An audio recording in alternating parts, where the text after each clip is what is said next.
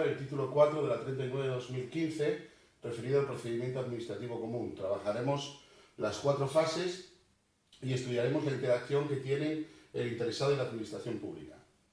El título 4 de la 39 comienza en el artículo 53, en el que se reseñan los derechos de los ciudadanos respecto del procedimiento. No hay que confundirlo con los derechos de los ciudadanos respecto de la ley.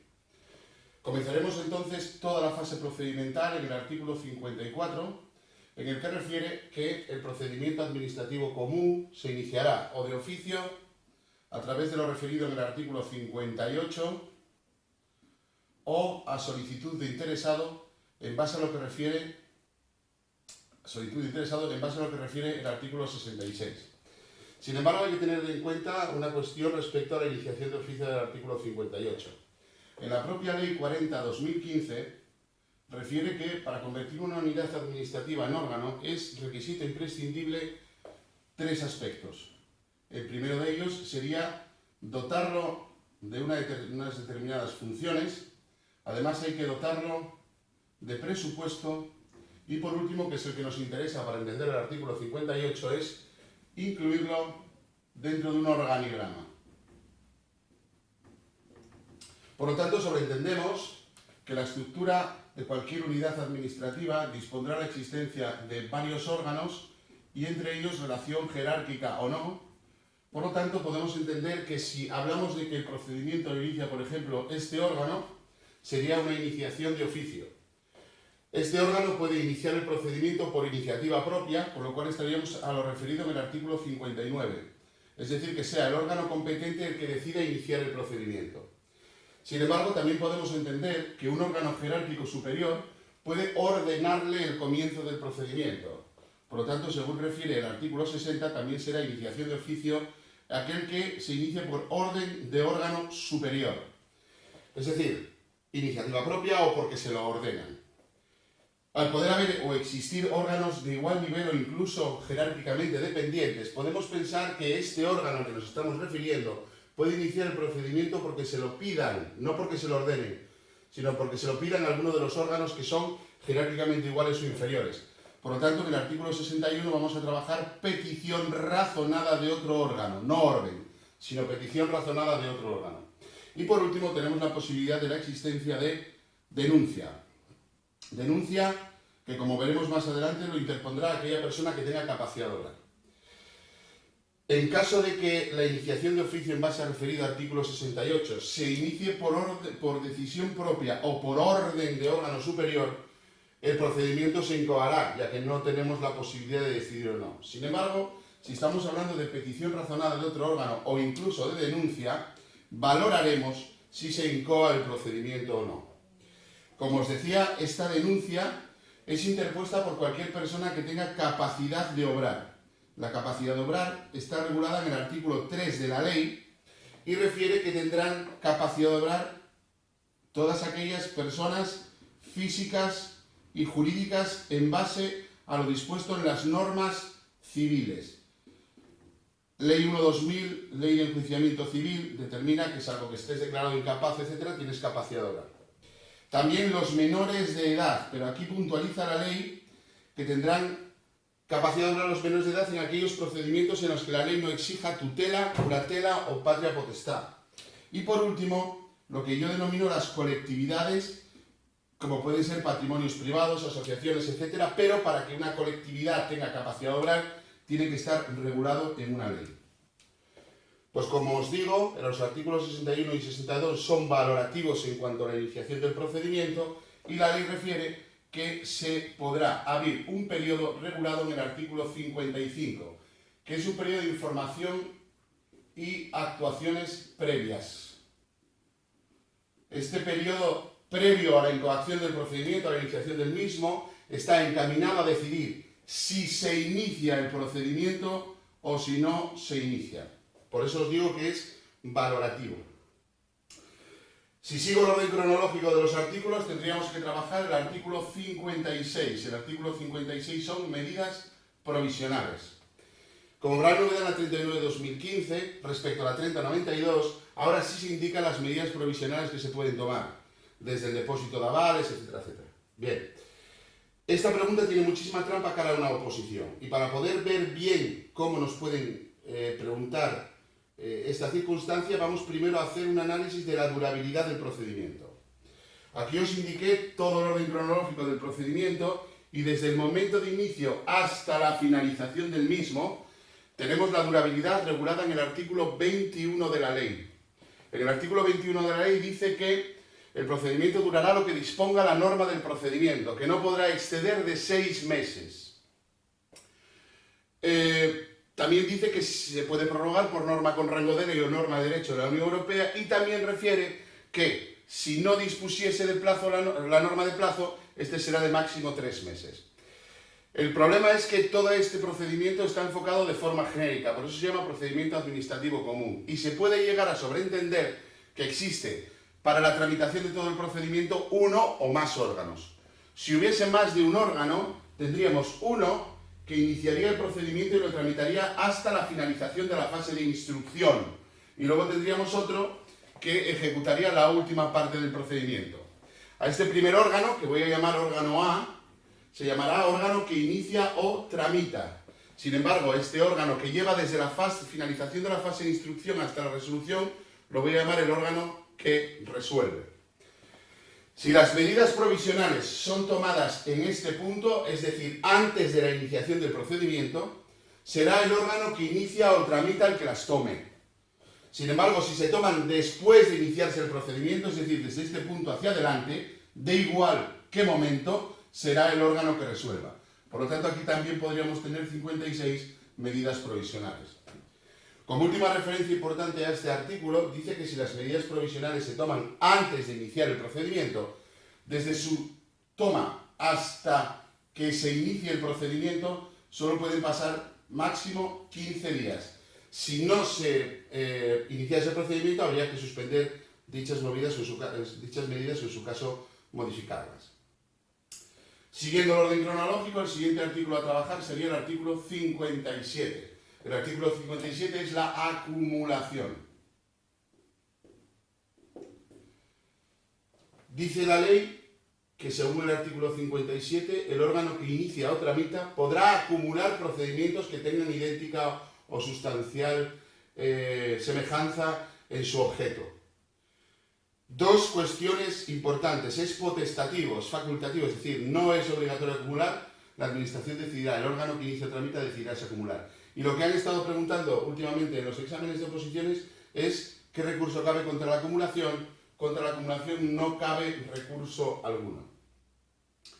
Si seguimos con el tema de la iniciación, tenemos que destacar que, según refiere el artículo 1 de la Ley 39, el objeto de la 39 va a ser o va a consistir en la eficacia y validez de los actos y disposiciones, y se desarrollará tanto el procedimiento administrativo común, que es lo que vamos a intentar desarrollar hoy, pero también el procedimiento sancionador y el procedimiento de responsabilidad patrimonial. Es decir, el procedimiento encaminado a sancionar y el procedimiento encaminado a determinar si una persona tiene derecho a indemnización por el funcionamiento normal o anormal de las administraciones públicas. Tal como está dispuesto el título 4 de la 39, se van intercalando los artículos referidos a los tres tipos de procedimiento: administrativo común, sancionador y de responsabilidad patrimonial. En ese sentido, tenemos que destacar que los artículos 63 y 64 estarán referidos, y por eso os lo pongo en otro color, a la incoacción del procedimiento sancionador a través de decisión en forma de acto administrativo, de documento administrativo, en forma de acuerdo. Acuerdo de iniciación del procedimiento sancionador. Y de igual forma, el artículo 65 me va a hablar de la iniciación del procedimiento de responsabilidad patrimonial de oficio. Porque el procedimiento sancionador solo se puede iniciar de oficio. Es impensable que una persona con interés legítimo presente una solicitud para que se le sancione. Sin embargo, el procedimiento de responsabilidad patrimonial puede iniciarse de oficio por el 65 o a través del artículo 67, iniciación del procedimiento de responsabilidad patrimonial a solicitud del interesado. Siguiendo el orden cronológico y para finalizar la fase de iniciación del procedimiento, tendríamos el artículo 68 y finalizaríamos la iniciación con el artículo 69. El 68 refiere a aquella posibilidad que tienen los interesados de subsanar errores o mejorar solicitud. Por lo tanto, subsanación de errores o mejora de solicitud. en el artículo 68, determinando que el tiempo ordinario de mejora o de subsanación será de 10 días. Y el 69 es la declaración responsable y comunicación, es decir, aquella actuación documental en la que el interesado se hace responsable del contenido de un escrito a expensas de que sea la administración la que compruebe su veracidad. Con esto terminamos, en este punto, la fase de iniciación del procedimiento. Iniciación. Y atacaríamos la segunda de las partes, o el segundo de las fases, que sería la fase de ordenación.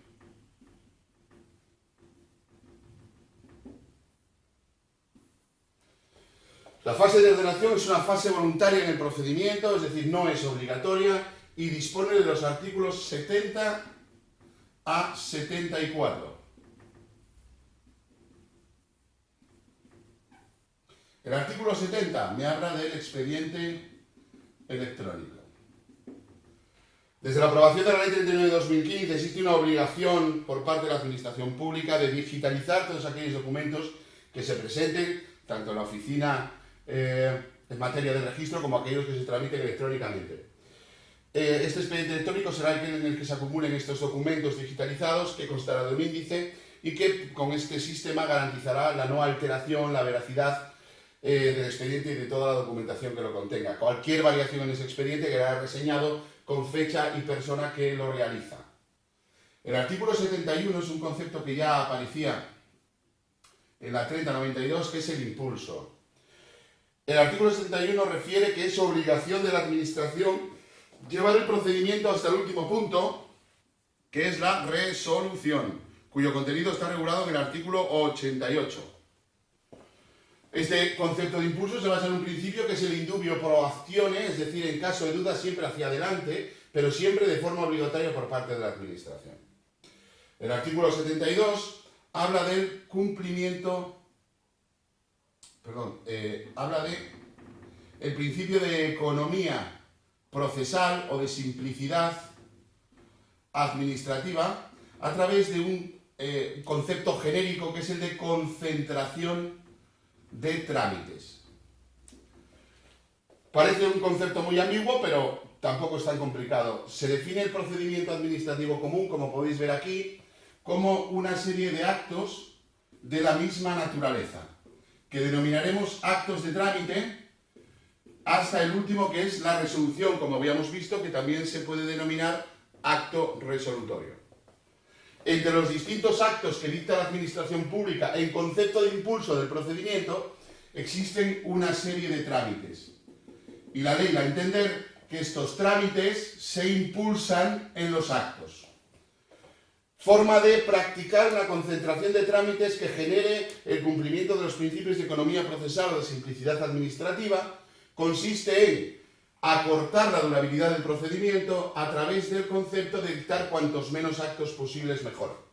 Para poder dictar menos actos sin alterar el procedimiento, la única opción que tenemos es impulsar en un solo acto el mayor número de trámites posibles.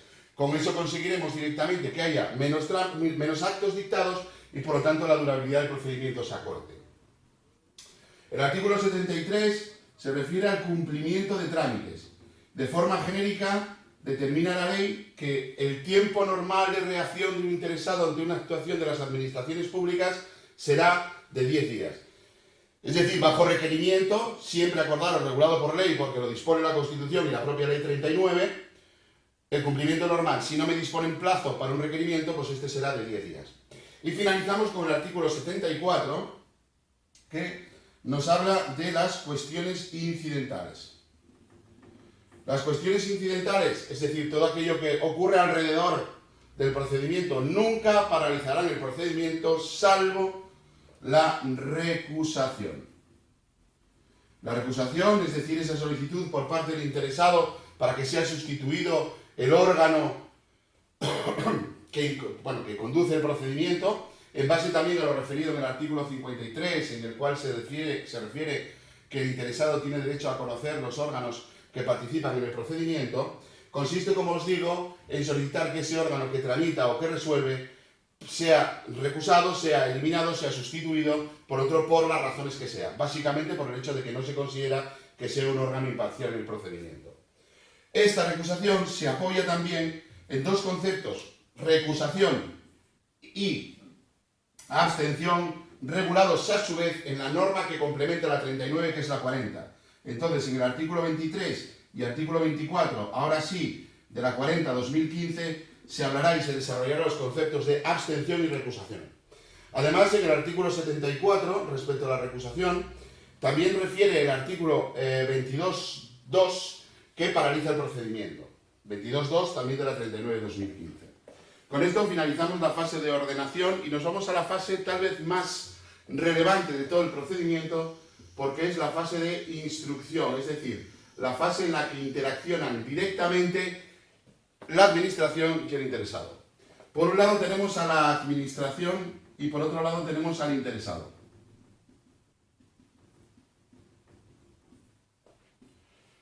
Respecto a la administración, bueno, tenemos en cuenta que la administración dicta actos y estos actos, si están en la fase de instrucción, vamos a denominarlos artículo 75, actos de instrucción.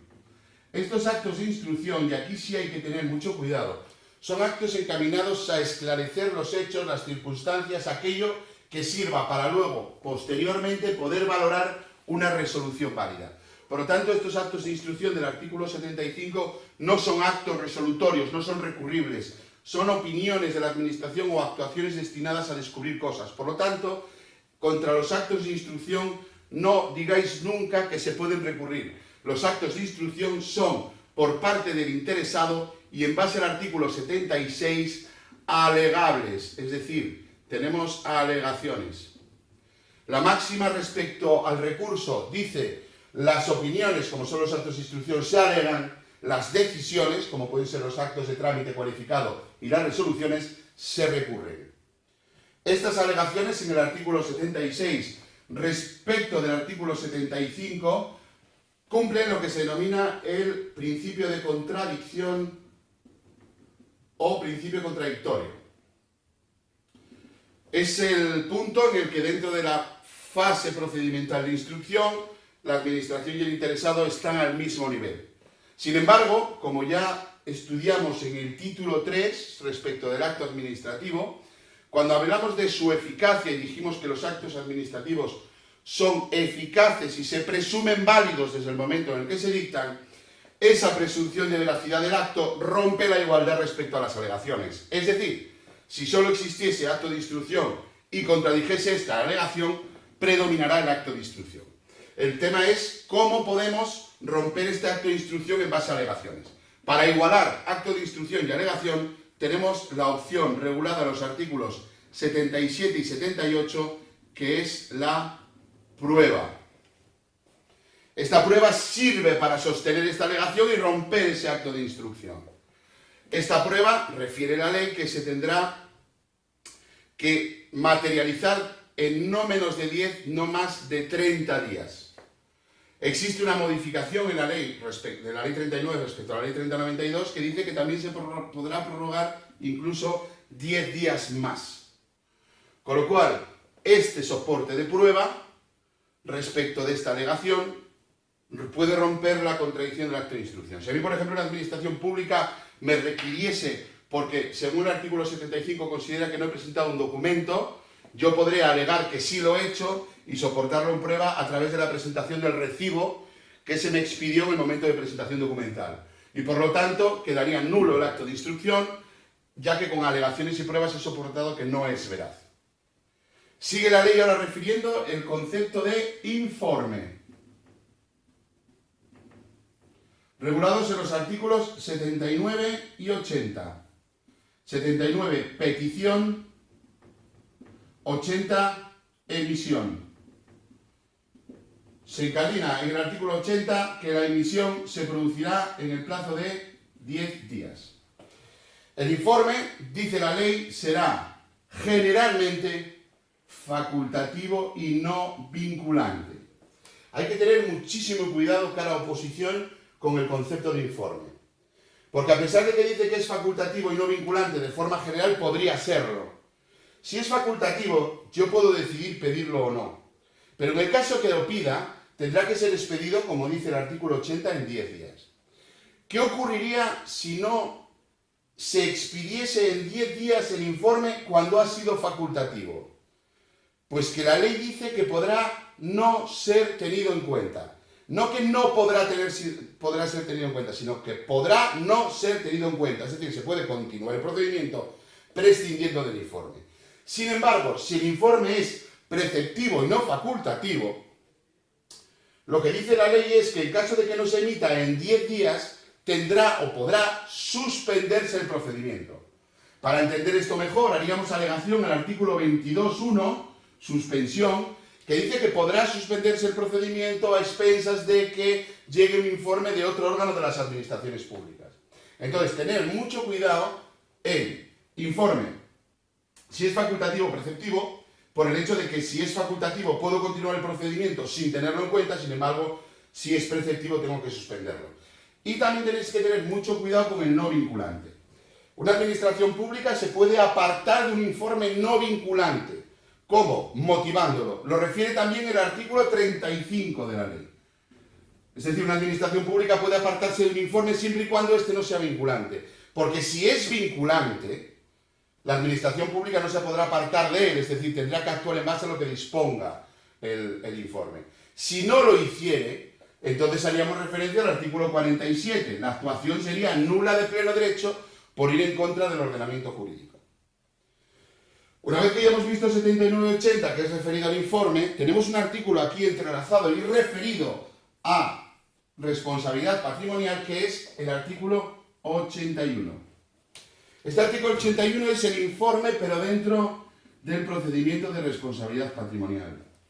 Este informe dentro del procedimiento de responsabilidad patrimonial es muy, muy peligroso en el sentido de que hablemos de responsabilidad patrimonial de más de 50.000 euros. Como explicaremos en el vídeo específico referido a responsabilidad patrimonial, en caso de que el procedimiento de responsabilidad patrimonial sea más de 50.000 euros, es preceptivo, no informe, sino dictamen emitido por órgano consultivo o por el Consejo de Estado, incluso por órgano jurídico. Lo cual provoca que si es un dictamen y no es un informe, solamente podrá ser dictado cuando dispongas de toda la información para ello. Por lo tanto, en el caso del procedimiento de responsabilidad patrimonial de más de 50.000 euros, tengo que alterar el orden entre los artículos 81 y 82 que se refiere al trámite de audiencia.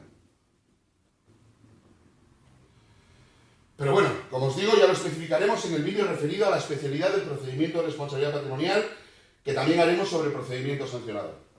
Referidos al trámite de audiencia, artículo 82, dice que que es obligatorio para la administración y voluntario para el interesado abrir un procedimiento posterior al informe, si existiere, que tendrá una durabilidad de no menos de 10, no más de 15 días, para aportar nuevas alegaciones y pruebas. Aquí mi recomendación personal es que tengáis muchísimo cuidado con el artículo 82.3 y 82.4. Porque en estos dos artículos, en estos dos apartados del artículo 82, me habla de la causa por la cual se puede prescindir del trámite de audiencia y la causa por la cual el trámite de audiencia se da por realizado. Dos conceptos absolutamente distintos y muy difíciles de distinguir en un examen. Con lo cual, por favor, mucho cuidado con 82.3 y 82.4.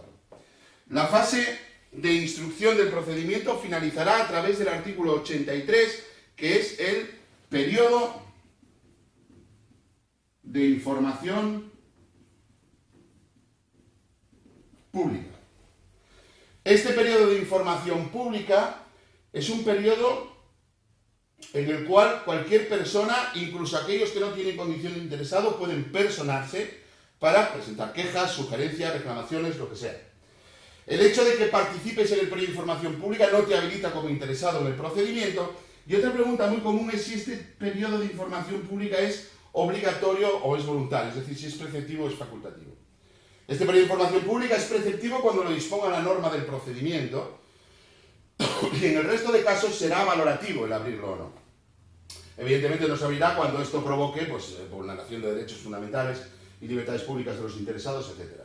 La pregunta que suelen hacer en los exámenes, cuando ya estamos hablando de exámenes de un cierto nivel, es ¿qué órgano lleva a cabo la apertura del periodo de información pública?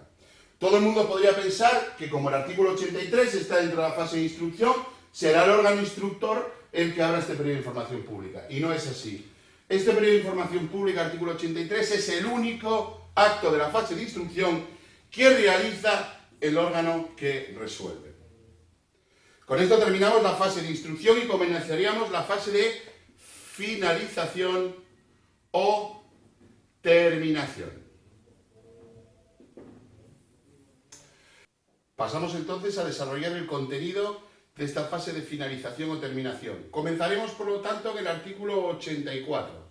En el artículo 84 hace un desglose de las formas de terminar el procedimiento, reseñando que la resolución será la forma normal de finalizar el procedimiento. Sin embargo, también destaca la existencia de formas anormales de finalizarlo. Formas anormales circunscritas a tres, que son la caducidad, el desistimiento y la renuncia.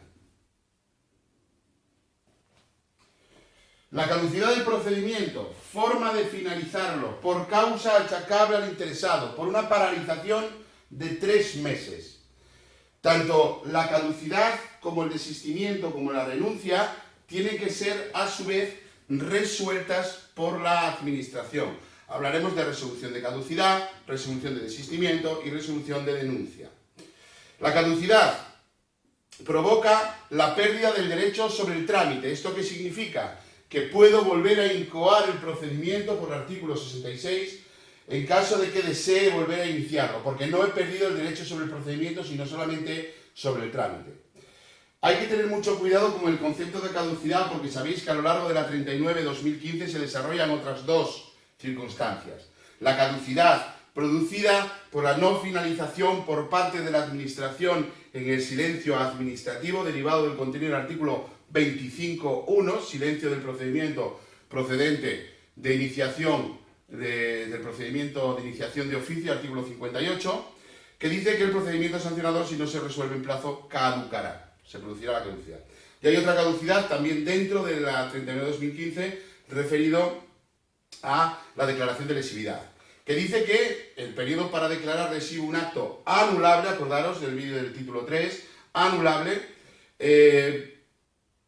provocará de origen que la caducidad se producirá una vez incoado el procedimiento de lesividad, siempre y cuando no se resuelva en el plazo de 6 meses. Y como dijimos en el vídeo del título 3 del acto administrativo, tenemos que tener mucho cuidado con los conceptos de caducidad y de prescripción. En la lesividad, el plazo de 4 años es de prescripción. El plazo de 6 meses, una vez incoado el procedimiento de caducidad, de lesividad, es de caducidad. Pero aquí estamos hablando de otro tipo de caducidad totalmente distinta que, como os digo, es causa achacable al interesado por paralización del procedimiento injustificado durante 3 meses. Luego tenemos el desistimiento. El desistimiento se puede provocar tanto por la administración como el interesado. Obviamente, la administración, si inició el procedimiento de oficio, artículo 58 y derivados, podrá podrá desistir del mismo. Sin embargo, también el interesado, si incoó el procedimiento por el artículo 66, podrá desistir del mismo, siempre y cuando este desistimiento sea, vuelvo a repetir, admitido por la Administración a través de una resolución. Y luego tenemos, una puntualización en el desistimiento respecto de la caducidad tiene el mismo efecto. Es decir, tanto en desistimiento como en caducidad tenemos pérdida del derecho sobre el trámite, pero podemos volver a incoar el procedimiento por el artículo 66. La renuncia consiste básicamente en que el interesado renuncie de forma expresa al procedimiento. Renuncia que tiene que ser, vuelvo a repetir, admitida por la Administración a través de resolución expresa. La renuncia tiene un efecto distinto desde un punto de vista jurídico a la caducidad y el desistimiento, porque la renuncia perdemos el derecho sobre el procedimiento, no sobre el trámite. Con lo cual, en caso de renuncia, no podremos incoar de nuevo el procedimiento por el artículo 66.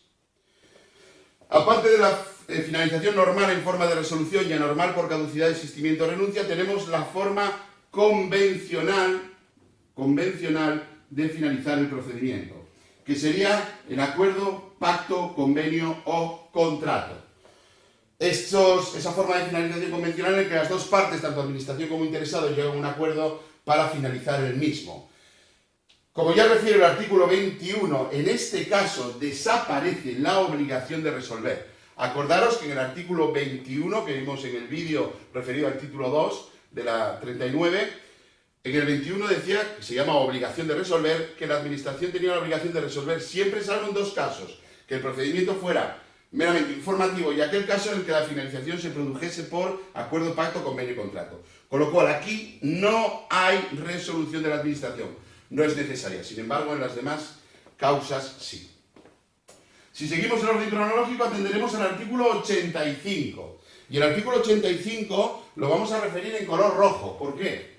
Porque el artículo 85 es la finalización del procedimiento sancionador, que había incoado por 63 o 64, siempre y cuando llegue a un acuerdo el interesado y la administración, atendiendo al hecho de que el interesado acepte su culpa. Esto generará, como pone la ley, una reducción de la sanción. Si esta fuera exclusivamente pecuniaria o si aparte de ser pecuniaria tuviera otros aspectos y estos aspectos son anulados, con una reducción de mínimo el 20% de esa sanción pecuniaria que se impone en el procedimiento sancionador. Aparte de las finalizaciones, resolución, contenido ordinario, artículo 88 y todas estas que tenemos referidas, hay que hacer también referencia, también en rojo, a las formas de finalización de los procedimientos sancionadores y de responsabilidad patrimonial reseñadas en la ley. De esta forma hay que tener mucho cuidado con finalización del procedimiento sancionador. La resolución del procedimiento sancionador está en el artículo 90, pero previo a él existe la propuesta de resolución del procedimiento sancionador en el artículo 89. El procedimiento sancionador, como vamos a ver específicamente en el vídeo de procedimiento sancionador, tiene una particularidad respecto de todos los demás procedimientos, que es el hecho de que esta opción que poníamos aquí de que existiera un órgano que tramita todo el procedimiento o que existieran dos, en caso del procedimiento sancionador es preceptivo que existan dos órganos, uno que inicie y tramite y otro que resuelva. Por lo tanto, este artículo 89 en realidad es ese informe en forma de propuesta resolutoria que manda al órgano que inicia tramita al órgano que resuelve. Es preceptivo. Por lo tanto, propuesta de resolución del procedimiento sancionador, artículo 89, resolución del procedimiento sancionador, artículo 90. Y para finalizar, tenemos la finalización específica que tiene el procedimiento de responsabilidad patrimonial, que como veis aquí tenemos artículos 65, 67, 81. También tenemos particularidades en cuanto a la resolución en 91 y 92, que serían, digamos, las formas de finalización del procedimiento de responsabilidad patrimonial con su contenido. Es decir, contenido respecto a si hay que indicar o no el importe de la responsabilidad patrimonial, etcétera, etcétera. En los informes, la obligatoriedad que tiene el órgano que instruye de requerir al servicio que generó el daño, informe, etcétera, etcétera. Pero como os digo, tanto las especialidades del procedimiento sancionador como los del procedimiento de responsabilidad patrimonial lo veremos en un esquema aparte. Con esto tenéis una esquematización global de la fase instrumental, la fase de todas las fases del procedimiento regulados en el título 4 de la 39, que englobarían un total de artículo 53 a artículo 92, que es, digamos, la parte que más aspectos preguntables en un tipo test tiene. Muchas gracias.